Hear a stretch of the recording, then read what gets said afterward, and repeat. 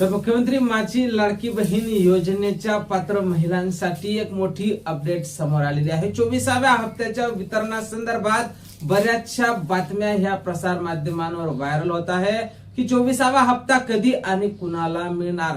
कारण अशी माहिती समोर येत आहे की निकषाची तपासणी म्हणजेच डॉक्युमेंट व्हेरिफिकेशन अजून चालू आहे, त्यामुळे काही महिला यातल्या सुद्धा अपात्र होऊ शकतील। त्याचसोबत ज्या महिलांनी ई-केवायसी केली होती आणि त्या जर पात्र ठरल्या नसतील अशा 80 लाख महिला आहे, तर त्यांच्यासाठी सुद्धा केवायसी ही उपलब्ध करून देणार असल्याची माहिती समोर येत आहे। एकंदरीतच जसं 23व्या हप्त्याचं वितरण झालं, महिलांच्या मनात बरेचसे प्रश्न निर्माण झाले। तर त्या सर्व प्रश्नांचं निवारण आपण आजच्या अगदी थोड्याशा व्हिडिओमध्ये करणार आहोत। त्यापूर्वी तुम्ही जर नवीन असाल तर नक्कीच आपल्या व्हिडिओला लाईक करून चॅनलला सबस्क्राईब करा। नमस्कार, मी भाऊसाहेब घोडे स्वागत करतो तुमचं लाडकी बहीण योजनेच्या एका नवीन व्हिडिओमध्ये। आणि तुम्हाला माहितच असेल आपल्या चॅनलवर तुम्हाला लाडकी बहीण योजनेसंदर्भात महत्त्वपूर्ण माहितीचे व्हिडिओ अगदी थोड्या शब्दात पाहायला मिळत असतात, त्यामुळे तुम्ही नक्कीच आपल्या चॅनलवर अपडेट राहत चला। व्हिडिओ फार थोडासा असतो, महत्त्वपूर्ण आणि माहितीपूर्ण असतो।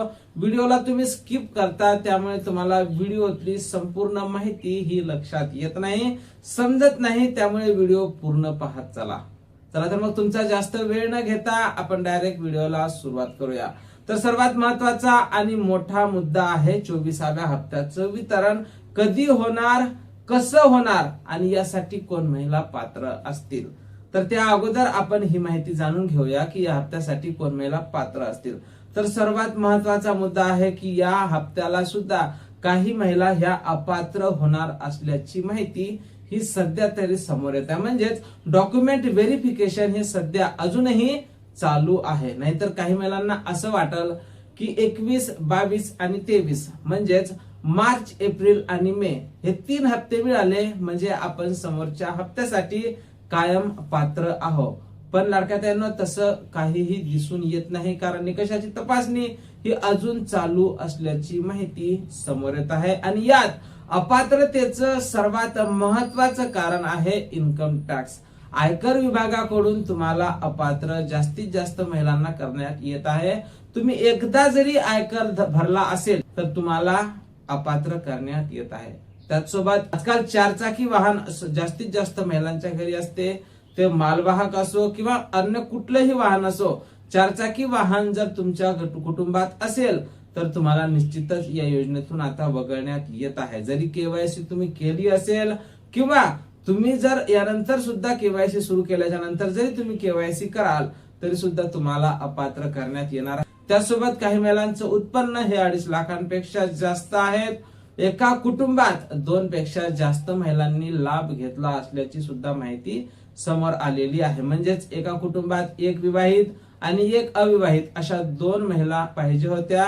त्यापैकी काही कुटुंबात 2ही विवाहित होत्या किंवा 2ही अविवाहित, तर अशा महिलांना लाभ हा मिळत नसतो। त्यापैकी एकाचा लाभ हा बंद होणार आहे आणि एकच महिलांना लाभ हा मिळणार आहे। त्यानंतर बऱ्याच महिलांना लाडकी बहीण योजनेच्या व्यतिरिक्त बाकी दुसऱ्या योजनेचा जर लाभ मिळत असेल, पीएम किसान योजना, नमो शेतकरी योजना, अशा या 2 पैकी कुठल्याही योजनेचा लाभ होत असेल किंवा दिव्यांग योजना, श्रावण बाळ योजना, अशा ज्या काही बाकीच्या योजना, याच्या व्यतिरिक्त काही ज्या योजना असतील राज्य सरकारच्या असो किंवा केंद्र सरकारच्या, कुठल्याही योजनेचा जर तुम्ही लाभ घेत असाल तर निश्चितच तुम्हाला या योजनेतून वगळण्यात येत आहे।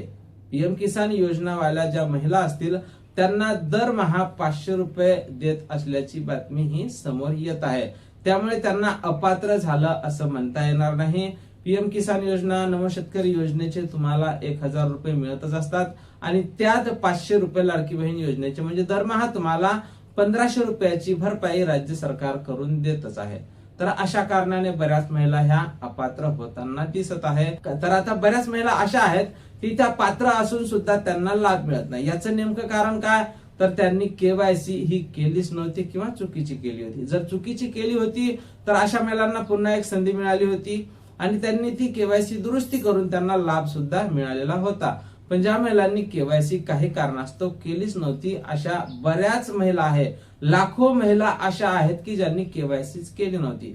तर अशा महिलांचं काय, तर त्यांच्यासाठी पुन्हा लाडकी बहीण योजनेच्या पोर्टलवर केवायसी ही पुन्हा उपलब्ध करून दिला जाऊ शकते. सध्या राज्यात पावसाळी अधिवेशन सुरू आहे आणि हे अधिवेशन 10 जुलै पर्यंत चालू राहणार असल्याची माहिती समोर येत आहे.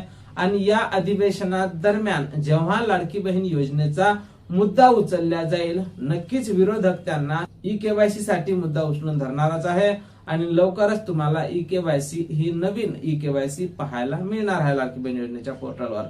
तर आता ज्या महिलांनी केवायसी दुरुस्ती केली होती त्यांना लाभ मिळाला, ज्या महिलांनी केवायसी केलीच नव्हती अशा महिलांना सुद्धा लाभ मिळणार आहे.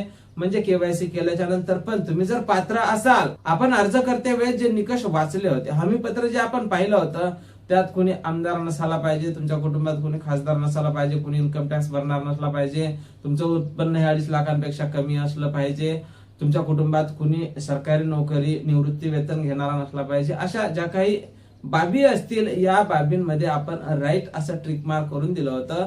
त्यात जर तुम्ही पात्र असाल तरच तुम्हाला लाभ मिळेल, अन्यथा तुम्ही कितीही वेळा केवायसी दुरुस्ती किंवा केवायसी केली तरी सुद्धा तुम्हाला अपात्र हे करण्यातच येणार आहे. आता त्यात महत्वाचा मुद्दा आहे तो की जर केवायसी ची संधी पुन्हा उपलब्ध झाली तर ती कधीपासून सुरू होईल. तर लक्षात सध्या तरी असं वाटतं की या 10 तारखेपर्यंत अधिवेशनाच्या दरम्यानच हा मुद्दा उचलला जाईल आणि तुम्हाला लगेच 2 ते 4 दिवसात केवायसी ही लाडकी बहीण योजनेच्या पोर्टलवर उपलब्ध करून दिला जाईल आणि तुम्हाला केवायसी ही नंतर करता येणारच आहे. त्यानंतर आता केवायसी केल्याच्या नंतर हप्त्याला विलंब होईल आणि जो काही तुमचा हप्ता आहे तो तुम्हाला पेंडिंग लाभ तर मिळणार नाही, पण जो जूनचा हप्ता आहे तो तुम्हाला मिळू शकतो. तर आता जूनच्या हप्त्यासाठी कोण महिला पात्र असतील? ज्या महिलांना मार्च, एप्रिल आणि मे असे 3 हप्ते मिळाले असतील त्या महिला समोरच्या हप्त्यासाठी पात्र असणार आहे, पण तुम्ही जर निकषात बसत असाल तरच. आता हप्ता हा कधीपर्यंत जमा होईल हा सुद्धा प्रश्न आहे, कारण 23व्या हप्ता ज्या लाडक्या बहिणींना मिळाला त्या लाडक्या बहिणींची आता एकच आतुरता लागलेली आहे की आपल्याला 24वा हप्ता हा वेळेवर आणि लवकर मिळावा. प्रसार माध्यमांवर वेगवेगळ्या बातम्या समोर येत आहे. अशी माहिती समोर येत आहे, एका वर्तमानपत्रात अशी बातमी छापून आलेली आहे की फक्त नागपूर जिल्ह्यातल्या 1 लाख महिला या अपात्र करण्यात आलेल्या आहे. ही फक्त एका जिल्ह्याची बातमी आहे. अशा बऱ्याच जिल्ह्यातून जर 1,50,000, 25,000, 10,000 अशा महिला जरी अपात्र झाल्या तर या 80 लाख महिलांमध्ये पुन्हा भर पडून ह्या महिला जवळपास 1 कोटी जाण्याची शक्यता आहे. म्हणजे अर्ज करते वेळेस आपण पाहिलं की 2,53,00,000 एवढ्या महिला होत्या. आता त्यातल्या महिला या काही निकषाच्या कारणाने, केवायसीच्या कारणाने आता त्या महिला फक्त अर्ध्या राहिलेल्या आहेत. 1,77,00,000 महिला राहिलेल्या आहेत. 80 लाख महिला अपात्र झालेल्या आहेत. आता यातल्या जर काही महिला अपात्र झाल्या तर बरोबर अर्ध्या महिला ह्या अपात्र होण्याची भीती आता निर्माण झालेली आहे. त्यामुळे या हप्त्यासाठी कोण महिला पात्र असतील तर ज्या महिला निकषात बसत असेल अशाच महिला आता पात्र असणार आहे. मग ज्या महिला पात्र असतील अशा महिलांना आता निश्चितच प्रश्न पडलेला आहे की जूनचा हप्ता कधी मिळेल. तर पवनगा लाडका बहिणींनो सूत्रांकडून मिळालेल्या माहितीनुसार या हप्त्याचं वितरण हे लवकरच सुरू होण्याची शक्यता आहे आणि त्या संदर्भातली माहिती तुम्हाला या 2 ते 4 दिवसात म्हणजेच पावसाळी अधिवेशनाच्या दरम्यानच तुम्हाला या संदर्भातला GR हा पाहायला मिळू शकतो. आणि एकदा का GR आला तर मग तिथून 3 ते 4 दिवसाने याचं वितरण हे सुरू होत असते. नेहमीप्रमाणेच आता वितरण हे पहिल्यासारखं सुरू झालेलं आहे. 4 ते 5 दिवस याचं वितरण हे सुरू राहत असते. त्यामुळे लाडक्या बहिणींनो वितरण माझ्या मते 10 जुलै पर्यंत होण्याची शक्यता आहे.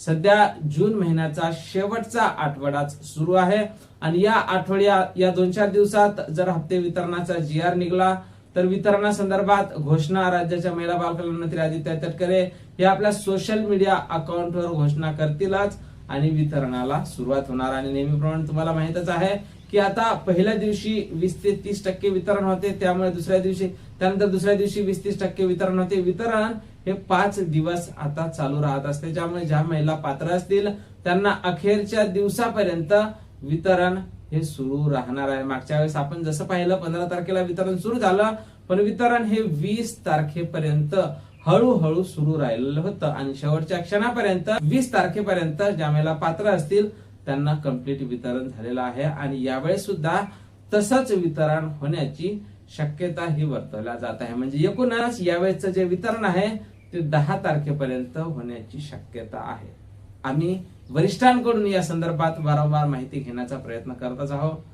त्यामुळे लाडक्यातांनो, तुम्ही पात्र आहात का, मला नक्कीच कमेंट बॉक्स मध्ये कमेंट करून सांगायचं आहे. आता तुम्ही तुमची पात्रता कशी सांगाल, तुम्हाला मार्च आणि एप्रिलच्या हप्त्यानंतर मेचा हप्ता मिळाला होता का, आणि जर मिळाला नसेल तरी सुद्धा तुम्ही या सर्व निकषात बसत आहात का. तुमच्याकडे चारचाकी वाहन नसेल, तुम्ही आयकर भरत नसाल, आणि तुम्ही जर जे काही निकष आपण सांगितले या सर्व निकषात जर बसत असाल तर त्या संदर्भातली माहिती सुद्धा तुम्ही कमेंट मध्ये मला नक्कीच विचारायची आहे. तुमचं नाव, गाव आणि जिल्हा टाकायला विसरायचं नाही, आणि आपला व्हिडिओ जास्तीत जास्त महिलांपर्यंत शेअर करायला सुद्धा विसरायचं नाही. तर भेटूया पुढच्या एका नवीन व्हिडिओमध्ये महत्वपूर्ण माहिती सोबत. तोपर्यंत खुश राहा, आनंदी राहा आणि पाहत राहा भाऊसाहेब घोडे महत्वपूर्ण माहिती या चॅनलवरची व्हिडिओ. जय महाराष्ट्र.